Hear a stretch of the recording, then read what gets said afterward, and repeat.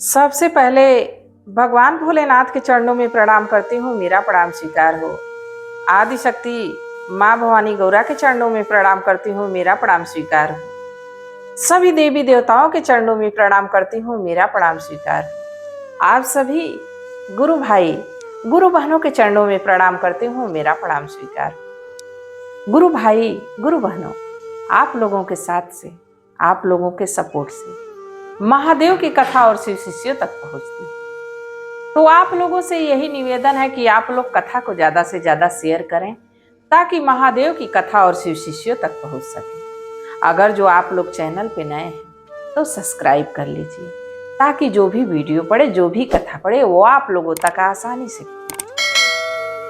Comment में महादेव का नाम जरूर लिखिए। महादेव का नाम लिखने से, बोलने से सारे कष्ट दूर हो जाते हैं। और कथा जब भगवान की चल रही हो, माता रानी की चल रही हो, उनके महिमा का गुणगान चल रहा है, तो इसको पूरा सुनना चाहिए। आधा अधूरा सुनने पे एक तो कोई ज्ञान नहीं प्राप्त होगा और दूसरा महादेव का अपमान। तो आप लोग कथा को पूरा सुना करिए। और जब शिव शिष्यता की बात ही हो रही है तो आप और हम एक ही गुरु के शिष्य हैं। तो आप लोग हमारे साथ अपना साथ मजबूती से बनाए रहें। हम एक ही परिवार हैं। मैं रोज आप लोगों से मिलती हूँ, रोज आप लोग कमेंट करते हैं, मैं उसको पढ़ के बड़ा मन में उत्साह होता है, बहुत खुशी मिलती है कि हमारे गुरु भाई, हमारी गुरु बहन हमारे साथ है, हमारे विश्वास के साथ। जैसे मैं भगवान पे विश्वास बनाई हूँ, भोलेनाथ पे अपना भरोसा जमाई हूँ, आप लोग हमारे भरोसे पे, हमारे कहने पे आप लोग कथा शेयर करते हैं, लाइक करते हैं और हमारे साथ आप लोग बने हुए। इसके लिए हम सदा आपके ऋणी रहेंगे। तो आप लोग कथा को पूरा सुना करिए। देखिए गुरु भाई गुरु बहन, एक राज्य में एक राजा थे। राजा बड़े ही सज्जन स्वभाव के थे। उनकी प्रजा भी उनसे बहुत खुश रहती थी। और प्रजा क्यों नहीं खुश रहती? प्रजा की यही तो कामना रहती है कि हमारे राज्य का जो राजा है प्रजा का ध्यान रखे। तो राजा जो थे, कभी अनजाने में भी किसी को दुख पहुंचाने की, पीड़ा पहुंचाने की बात नहीं सोचते थे।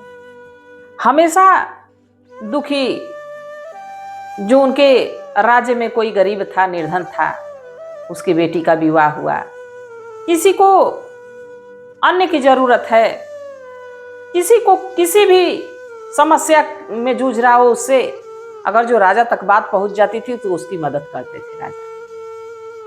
धीरे धीरे समय बीतता रहा। एक दिन राजा के महल में एक खुशखबरी आई कि रानी मां बनी है। रानी को एक सुंदर सी कन्या जन्म ली। राजा बड़ा प्रसन्न हुए, अपने राज दरबार में थे, बड़ी प्रसन्नता के साथ दरबार का कार्य समाप्त किए और रानी से मिलने के लिए चल पड़े। और गुरु भाई गुरु बहनों, जिस तेजी से खुशी की लहर दौड़ी थी,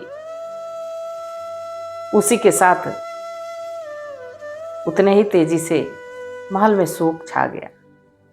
और शोक इस चीज का था कि रानी कन्या को तो जन्म दी, पर अपने इस दुनिया से कुछ ही देर के बाद छोड़ के चली गई। नन्ही सी बिटिया धरती पे जन्म लेते ही मां का साया उठ गया। राजा साहब दुख में डूब गए, क्योंकि वो अपने रानी से बहुत प्रेम करते थे, अथाह प्रेम करते थे। देखिए, प्रेम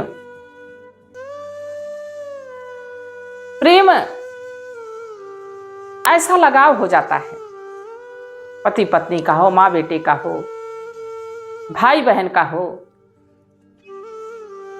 ये ऐसी माया है कि इसमें जकड़ के एक दूसरे के लिए दुखित होता है मन।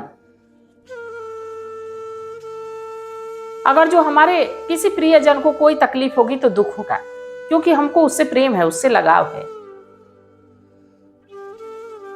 राजा साहब बड़े दुखी, दुख में मानो पूरा उनका राज डूब गया।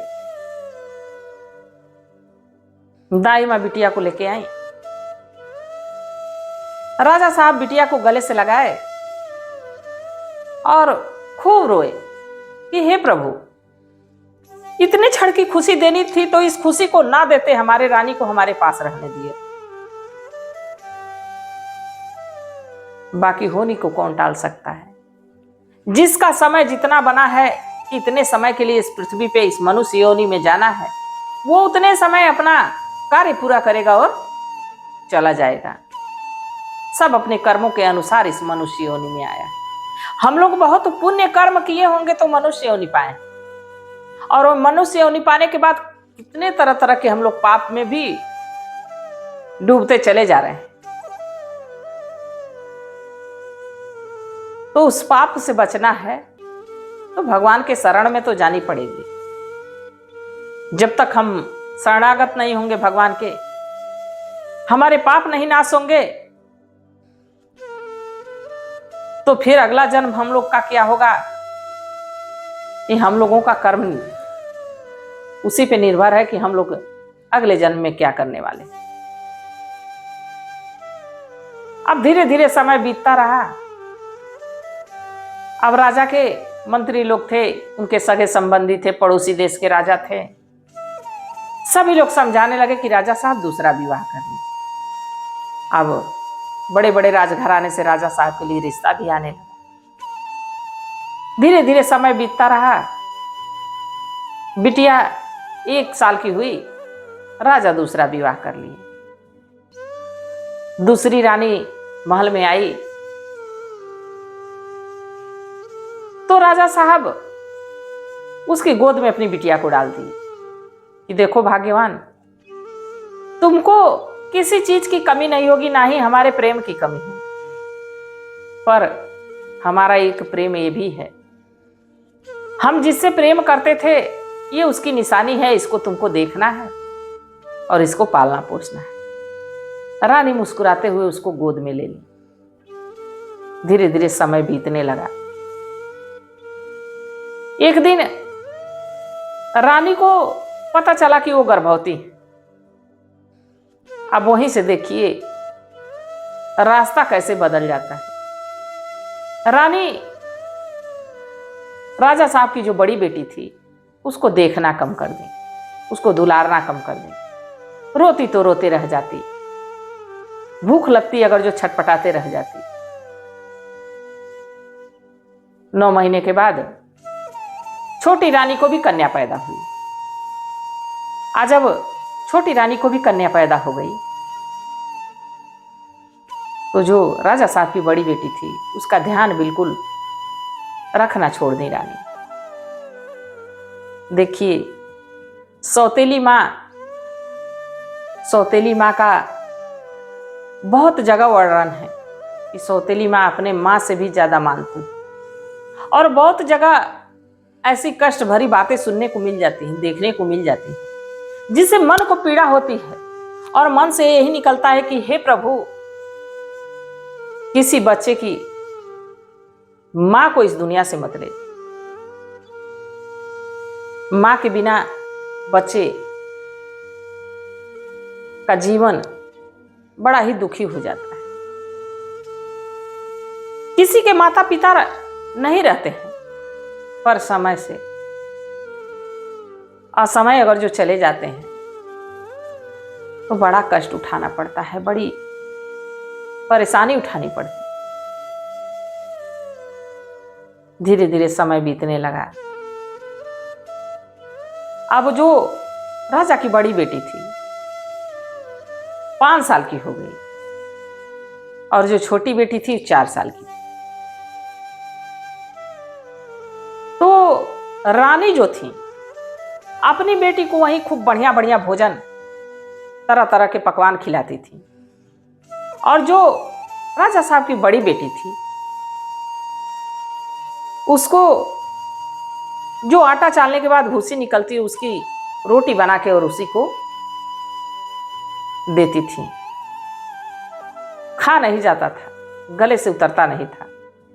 बाकी पेट को पालने के लिए, जीवन को सुरक्षित रखने के लिए बेचारी छोटी सी बिटिया उस रोटी को खाती थी। धीरे धीरे धीरे धीरे समय बीतते रहा। एक दिन उसकी तबीयत थोड़ी ठीक नहीं थी। रोटी लेके बैठी बैठी रो रही थी। वो भी कहां, गौशाले में जाके। गौशाले में जाके वो रो रही थी। वहां एक गौ माता थी। गौ माता रोते हुए देखो बिटिया से पूछी, बिटिया तुम क्यों रो रही हो? कही, क्या कहूं गौ माता, हमारी मैया तो है नहीं और हमारी जो सौतेली माँ है हमको ऐसी रोटी देती है कि गले से नीचे नहीं जा रहा है। गौ माता कहीं, बिटिया ये रोटी मुझे खिला दो, और जब मुझे ये रोटी खिलाओगी, जब मैं अपना मुंह डुलाऊंगी तो तुम्हारे लिए अच्छा अच्छा भोजन आएगा, तुम वही खा लेना। देखिए एक गौ माता कैसे मदद कर रही है।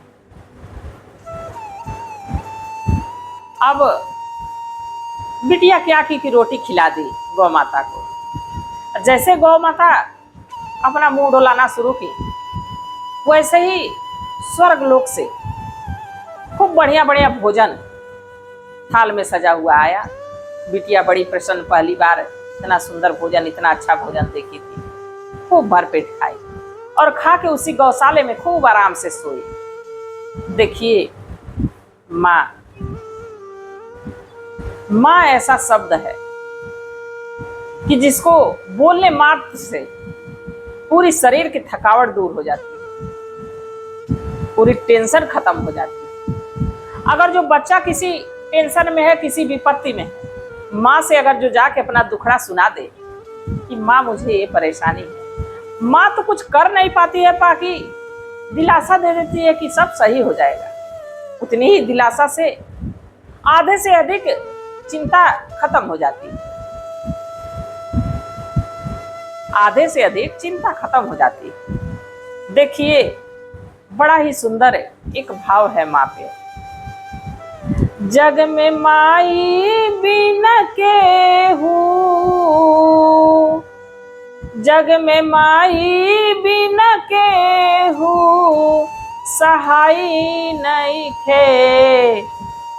जग में माई बिन केहू सहाय न होई। केहू के तनो दुलारी बाकी माई ना होई। केहू के तनो दुलारी बाकी माई ना होई।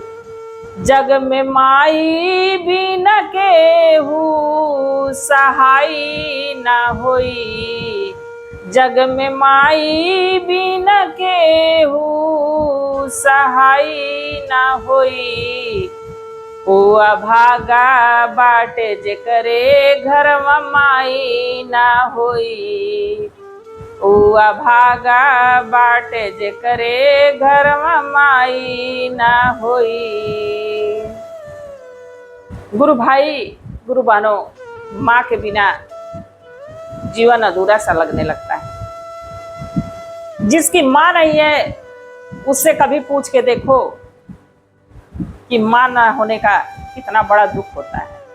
हमने कई ऐसे रिश्ते देखे हैं, हमारे रिलेशन में कई ऐसे बच्चे हैं जिनकी माँ नहीं है। मैं उनकी स्थिति को देखी, उनकी कंडीशन को देखी। इतना पीड़ा पहुंचाता, इतना दुख पहुंचाता, इतना कष्ट कि जी चाहता है कि उन बच्चों को समेट के और मैं अपने पास ही रख लूं, पर ये शायद हमारे बस से बाहर है। मैं प्रभु से यही कहती हूँ, हे प्रभु, ऐसा दिन किसी के जीवन में मत लाइए किसी बच्चे से उसकी मां को मत छीन के ले जाइए।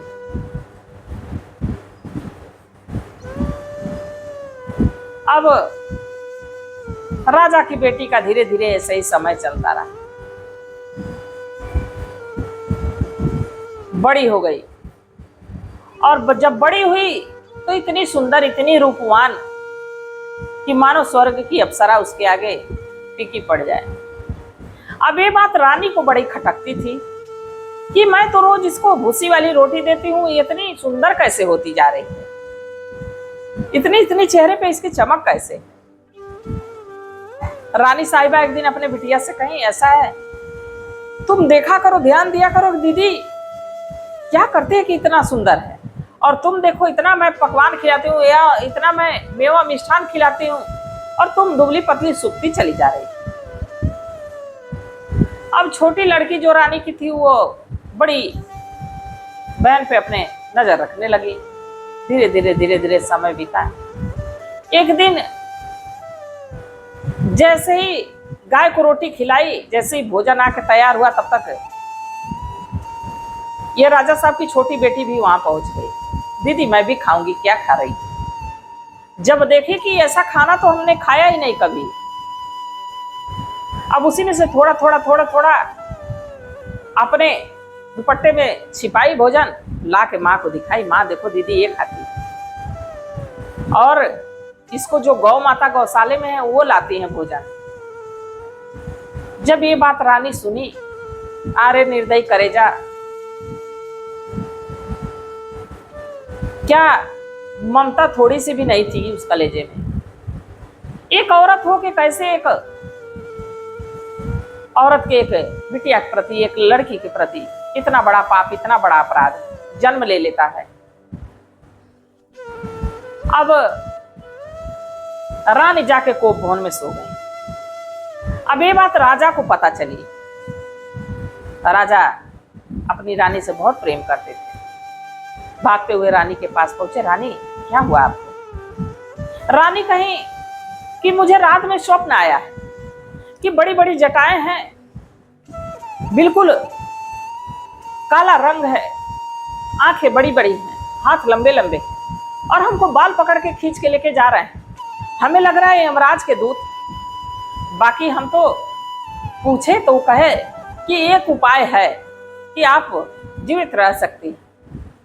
राजा साहब कहे कि क्या उपाय है? गौशाला में जो बूढ़ी वाली गाय है उसको अगर जो आप कटवा दें तो मैं उसका मांस खा लूंगी तो मैं ठीक हो जाऊंगी। राजा का इतनी छोटी सी बात। राजा तुरंत रानी के कहने पे तैयार हो गए। ऐसा मुंह कि गौ हत्या के लिए तैयार हो गए, कि गौ की हत्या करनी है। कसाई बुलवाए, गाय को कटवाने के लिए भेज दिए। ये बात राजा साहब की बड़ी बेटी को पता चला। राजा साहब की बड़ी बेटी जाके गौशाले में, जहां गाय माता बांधी जाती थी, वहां पे उनके खूंटे पे बैठ के खूब रोई। गौ माता कहाँ चली गई मुझे छोड़ के? माँ तो जन्म लेते ही छोड़ दी और आपने बीच मझधार में मुझे छोड़ के चली गई। तभी उस खूंटे से आवाज आती है, बिटिया मैं तो जा रही हूं, बाकी तुम्हारे घर मेरा मांस आएगा और उसमें से जो हड्डियां निकलेंगी उसको ले जाके अपने घर के पिछवाड़े में गाड़ देना, और तुम जब जो चाहोगी तुमको वहां से वो वस्तु तुमको मिल जाया करेगी। अब रोती रही। थोड़ी देर के बाद कसाई काट के गौ माता के हाड़ मांस सहित ला के रानी को दे दिया। रानी बड़े प्रेम से उसको पकाई और बड़े प्रेम से खाई। ऐसा कलेजा। अब जब रानी खा ली तो जो हड्डियां थी, अपनी बड़ी बेटी को बुलाई, कहीं इसको साफ सफाई कर दो। बड़ी बेटी सारी गौ माता की हड्डियों को बटोरी, ले जाके पिछवाड़े में एक गड्ढा खोदी, उसी में ढक के खूब बैठ के वहीं रोई। उस गड्ढे से आवाज आई, बिटिया रो ना, हम तुम्हारे साथ हैं।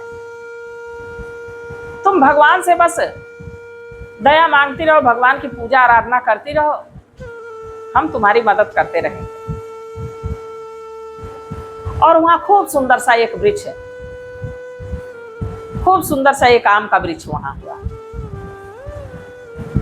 अब बिटिया सारा घर का काम धाम जब खत्म करती तो वही आम के पेड़ के पास जाके बैठ के अपनी बातचीत करती उसी से पेड़ से।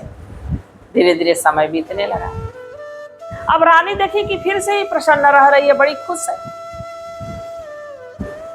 फिर अपनी बेटी से कही, बिटिया देखो तो दीदी क्या करती। फिर उसके पीछे लग गई, कही, माँ दीदी जो आम का पेड़ है उसको उसी के पास जाके पता नहीं क्या उससे बात करती है, और देखो उसका फल जो है दीदी जब भी कुछ मांगती है तो उस पे से एक फल गिरता है, उसी को दीदी खाती है। अब ये बात रानी को पता चली। फिर रानी को भवन में चली गई। फिर राजा को पता चला। फिर राजा पहुंचे। क्या हुआ रानी, क्या हुआ है? अब लग रहा है मैं जीवित नहीं बचूंगी। हमारे घर के पीछे में एक जो आम का पौधा है वो बड़ा श्रापित है, उसके वजह से हमारे राजमहल पे बहुत बड़ी विपत्ति आने वाली है। राजा साहब कहे कि रुकिए, हम उसको तुरंत कटवा देते हैं। अब ये बात रानी की बड़ी बेटी को पता चली। दौड़ते हुए आम के पेड़ के पास में, अब तो आपको काट दिया जाएगा, आपसे हमको दूर कर दिया जाएगा। आम के पेड़ की आवाज से आई कि बिटिया हमारे जड़ में एक मटका है, उसको खोद के निकाल लो, और वो एक इस गांव में एक शिव मंदिर है, उस शिव मंदिर के पास ले जाके उस मटके को रख दो। जब तुम्हारा विवाह होगा तब उस मटके को निकाल लेना। लड़की ऐसा ही कि उस मटके को जल्दी जल्दी निकाली और गांव के पास जो शिवालय जो मंदिर था वहां पे ले जाके और वो मटके को गड्ढा खोद के छिपा दी। धीरे धीरे अब तो पेड़ कट गया, उदास रहने लगी। धीरे धीरे समय बीता। राजा साहब दोनों लड़कियों के लिए वर खोजना शुरू किया। तो छोटी बेटी के लिए तो बड़ा ही संपन्न उचित घराना, राजघराना खोजे, और वहीं अपनी बड़ी बेटी के लिए उसी राज्य में एक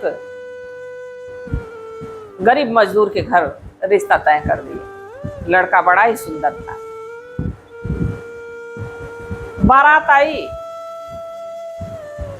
जब राजा की बड़ी लड़की अपने पति को देखी तो मन उसका बड़ा प्रसन्न हुआ। कहीं छोड़ो ये राज, ये धन और दौलत, हमारे धन दौलत तो हमारे पति देव। अपनी किस्मत को ठोकी और राजकुमार के साथ, उस लड़के के साथ उनका विवाह संपन्न हुआ। राजा साहब की छोटी बेटी तो राजकुमार के साथ ब्याह गई, बाकी वहीं एक मजदूर के साथ बड़ी बेटी का ब्याह हुआ। विदाई हो गई। जब विदाई हुई तो पहले के समय में डोली कहार जाता था। डोली कहार लेके जाने लगे तो राजा साहब की बड़ी बेटी उस शिव मंदिर के पास जब पहुंची तो कही, भैया हमारी डोली को थोड़ी देर के लिए यहीं छिपा दिया जाए, मैं कुछ देर यहाँ रुकना चाहती। कहार लोग सोचे लड़की है, हो सके इसको शौच जाना हो सके कोई बात हो, डोली को ही रख दिए लोग और अपने विश्राम करने, आराम करने लगे लोग। अब रानी तो उसको बहुत मामूली एक चूनर उड़ा के विदा कर रही थी। अब वो शिव मंदिर के पास गई, उस मटके को खोदी और जब मटका निकाली तो देखी कि वो मारे उसमें हीरा मोती के गहने, इतने सुंदर सुंदर सोने के गहने उसमें हैं और खूब सुंदर सुंदर वस्त्र। देखी तो उसका मन खुश हो गया। उसको मंदिर के अंदर लेके गई, खूब सज धज के, खूब बढ़िया पहन के गहना, और उसमें जो भी धन था सब एक पोटली में बनाई, डोली में आके बैठ गई और महादेव से कही कि हे महादेव, सब आपकी कृपा है, आपकी दया है कि आप अपने गोद में ये हमारी धरोहर को रखे रहे और समय आने पे हमको दिए। और उसको अपनी माँ की याद आने लगी। तो कैसे महादेव से कहती है, आपन माई रहते गुरुजी देती जी रखो इच्छा, आ माया भा माई गुरुजी कुछु नाही दिहली। आपन माई रहती गुरुजी देती लाल चुनरिया। मैं भा माई दिहली गुरुजी फटही चुनरिया। आपन माई रहती गुरुजी देती 16 अबरान। मैं भा माई दिहली गुरुजी पीतल के रे गहना। बाकी तो शिव से वहां यही पुकारती है, कहती है और सारे गहने को पहनती है, पहन के आके डोली में बैठ जाती है। डोली वहां से कहार उठाते हैं। जब वो पहुंचती है अपने घर, अपने ससुराल, तो वहां औरतें जुटती हैं दुल्हन उतारने के लिए। तो देखती हैं कि इतनी रूपवान, इतनी सुंदर और इतना गहने में लदी हुई एक मजदूर के घर एक दुल्हन आई। सब लोग बड़ा ही खुश थे। अब जो धन लेके गई थी अपने पति से दी, अपने पति को दी, कही इससे अपना बिजनेस शुरू करिए, अपना घर द्वार बनाइए और इसी में खूब बढ़िया भंडारा कराइए, भूखे दुखों को भोजन कराइए, साधु संतों की सेवा करिए। देखिए, अगर जो किसी को धनी होना है, किसी को जल्दी से धन प्राप्त करना है, तो ऐसे लोगों की मदद करें, किसी दीन की मदद करें, किसी गरीब की मदद करें, साधु संतों की सेवा करें, उनको भोजन कराएं, किसी धर्म के कार्य में अपना धन लगाएं। अगर जो आप 20 लगाते हैं तो आपको 200 की व्यवस्था होगी, और आप 200 लगाते हैं तो आपको 2 लाख की व्यवस्था भगवान कर देंगे। विश्वास के साथ बस करके देखिए। अब जो राजा की बड़ी बेटी थी, उनसे भी बड़ा साम्राज्य उसका स्थापित हो गया 1 साल के अंदर। अब वही जब छोटी बेटी को अपने किए थे, वो हमेशा बीमार रहती थी, और जिस राजकुमार के घर वो विवाह किए थे, कुछ ही समय के बाद राजकुमार की मृत्यु हो गई, बिटिया विधवा हो गई। कुछ 1 साल का समय बीत गया था। बिटिया अपने मायके फिर वापस चली आई, छोटी वाली। एक दिन राजा सोचे कि अपनी बड़ी बेटी का हाल चाल ले लेता। वो तो मजदूर के घर। राजा साहब जब पहुंचे तो देखे कि हमारे से बड़ी हवेली उसके दरवाजे है और ठाठ हमारे से बड़ा है, नौकर चाकर लगे हुए। राजा साहब कहे कि बिटिया, इतना बड़ा कौन सा कार्य तुम्हारा पति किया है कि इतना रुतबा हो गया? कहीं सब प्रभु की लीला है, सब प्रभु की कृपा है, सब उनकी दया। तो गुरु भाई गुरु बहनों, जब प्रभु चाह देंगे तो किसी चीज की कमी नहीं रहेगी। अब राजा जब ये बात देखे तो अपनी बेटी से क्षमा मांगे। बिटिया, हमें क्षमा कर दो, प्रेम तो हम तुमसे उतना ही करते थे, पर पत्नी के प्रेम में हम तुम्हारा अनादर करना शुरू कर दिए थे, तुम्हारा अनादर किए, हमें क्षमा कर दो। बिटिया कही, पिताजी आपका आशीर्वाद हमें चाहिए, आपकी हमको ऐसी बात शोभा नहीं देती है आपके मुख से, आप अपना आशीर्वाद हमें दीजिए कि हम सदा सुखी रहें। राजा साहब अपनी बेटी से क्षमा मांगे, अपने राज्य को लौटाए। तो गुरु भाई गुरु बहनों, जितना भाग्य में लिखा रहेगा वो चाहे किधरों से घुमा के भगवान देंगे, पर देंगे। किसी के चाह देने से किसी का बुरा नहीं हो जाएगा जब तक वो नहीं चाहेंगे। तो आप लोगों को कथा कैसी लगी जरूर बताइएगा। मैं भी महादेव से प्रार्थना करती हूँ कि हे भोलेनाथ, हे शिव गुरु, जो इस कथा को देख रहा है, सुन रहा है, सब पे अपनी दया दृष्टि बनाए रखिएगा, इसी कामना के साथ। हर हर महादेव।